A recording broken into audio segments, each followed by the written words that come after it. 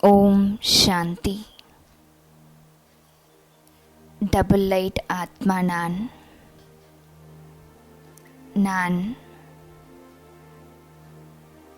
என் மனதில் இருக்கும் அனைத்து விதமான சுமைகளையும் பாபாவிடம் கொடுத்துவிட்டு லேசாக என்னை நான் உணர்கின்றேன். ஆத்மா நான் இந்த உடலையும் பாபாவிற்கு அர்ப்பணம் செய்துவிட்டு என்னுடையது அனைத்தையும் பாபாவிடம் கொடுத்துவிட்டு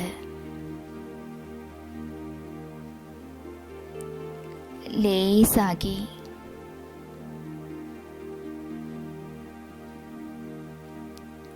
ஓர் மென்மையான தாமரை மலரின் மீது அமர்கின்றேன்.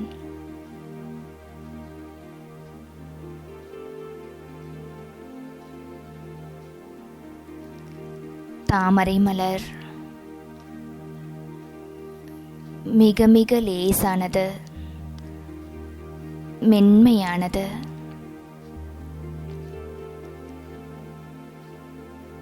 என் மனதை இரட்டை லேசாக்கிவிட்டு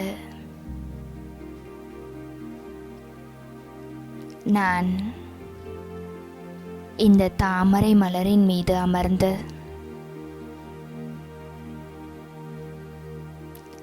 பாபாவின் நேரடி தொடர்பில்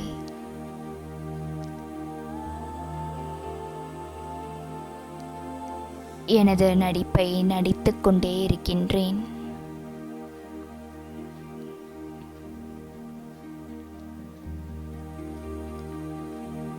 இந்த டிராமாவில் நான் நடிக்கும் ஒவ்வொரு காட்சியிலும் சிவபாபாவின் துணை என்னுடன் சதா இருக்கின்றது.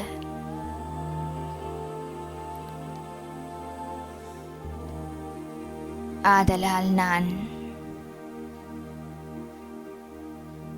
சதா இவ்வுலகிய விஷயங்களிலிருந்து விலகி பாப் தாதாவுடன் அன்பாக இருக்க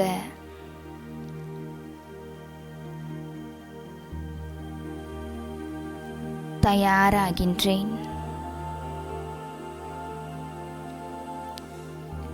விலகியும் அன்பாக இருக்கும் கலையை நடைமுறைப்படுத்தி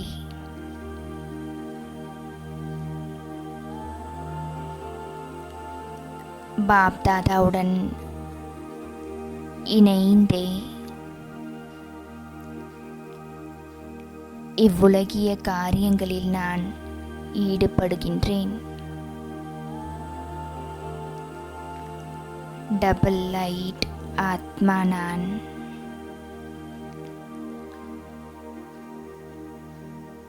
ஓம் சாந்தி.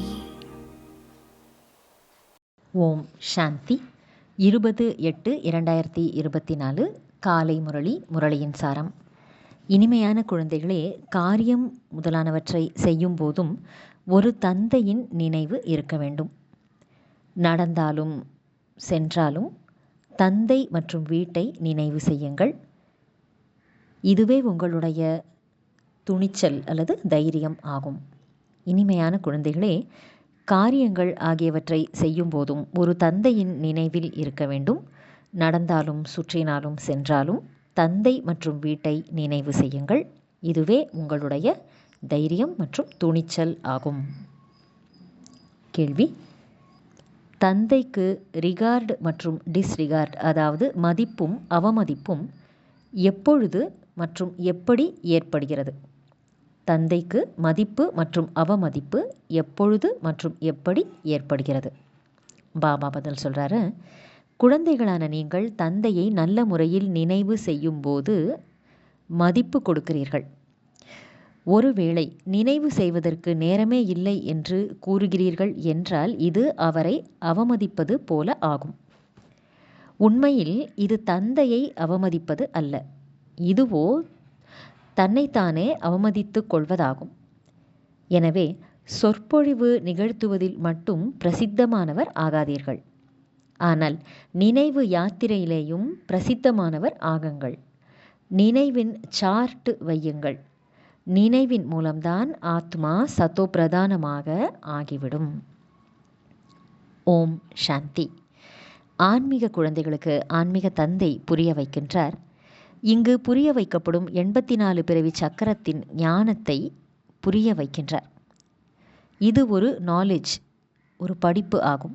இதை குழந்தைகளான நாமோ பல பிறவிகளாக படித்துள்ளோம் மற்றும் தாரணை செய்தபடியே வந்திருக்கின்றோம். இதுவோ முற்றிலும் சுலபமானது. இது ஒன்றும் புதிய விஷயம் அல்ல. சத்யுகம் முதற்கொண்டு கலியுக கடைசி வரையில் நீங்கள் எவ்வளவு மறுபிறவிகளை எடுத்துள்ளீர்கள் என்று தந்தை வந்து புரிய வைக்கின்றார்.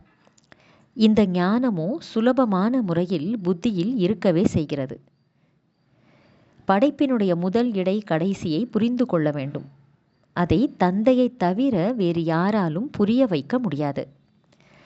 இந்த ஞானத்தை விடவும் உயர்ந்த விஷயம் நினைவு யாத்திரை ஆகும் என்று தந்தை கூறுகிறார்.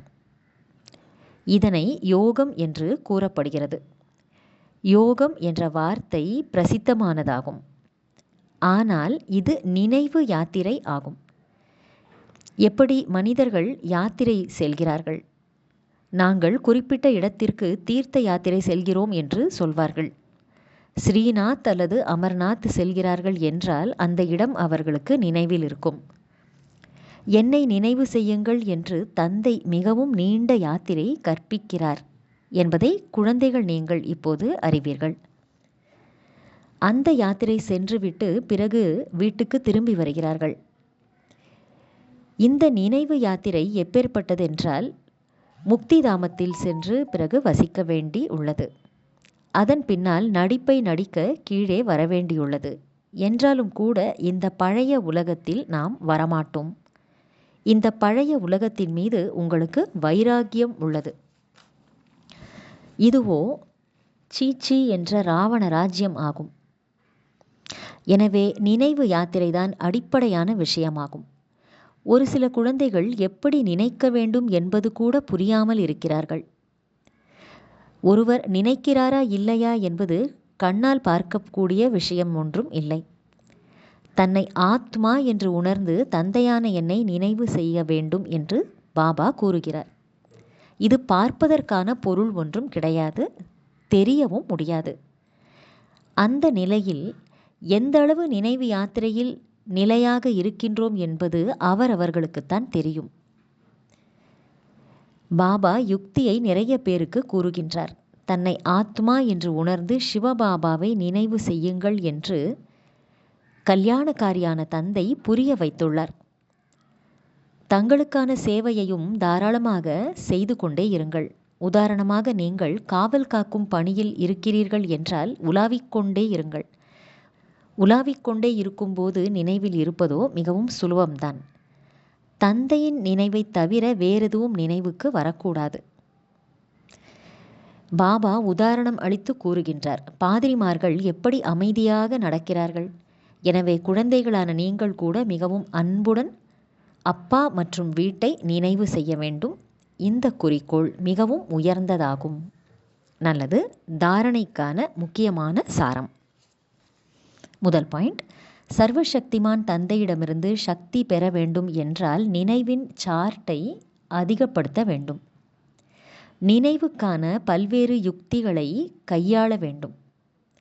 தனிமையில் அமர்ந்து குறிப்பாக சம்பாத்தியத்தை அல்லது சேமிப்பை செய்ய வேண்டும்.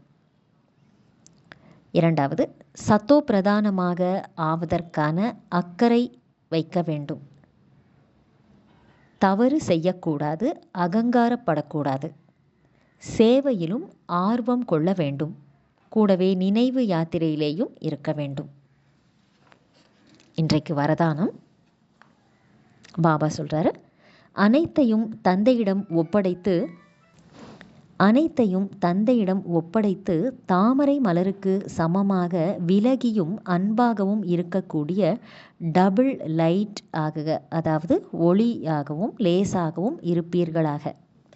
அனைத்தையும் தந்தையிடம் ஒப்படைத்து தாமரை மலருக்கு சமமாக அன்பாகவும் விலகியும் இருக்கக்கூடிய டபுள் லைட் ஆகுக.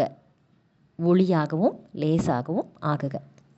பாபா விளக்கம் சொல்கிறாரு, தந்தையுடையவர் ஆகிவிடுவது என்றால் அனைத்து சுமைகளையும் தந்தையிடம் கொடுத்து விடுவதாகும். டபுள் லைட் என்ற வார்த்தையின் அர்த்தமே அனைத்தையும் தந்தையிடம் ஒப்படைத்து விடுதல். இந்த உடல் கூட எனது இல்லை. உடலே இல்லை எனும் பொழுது மற்றது என்ன இருக்கிறது?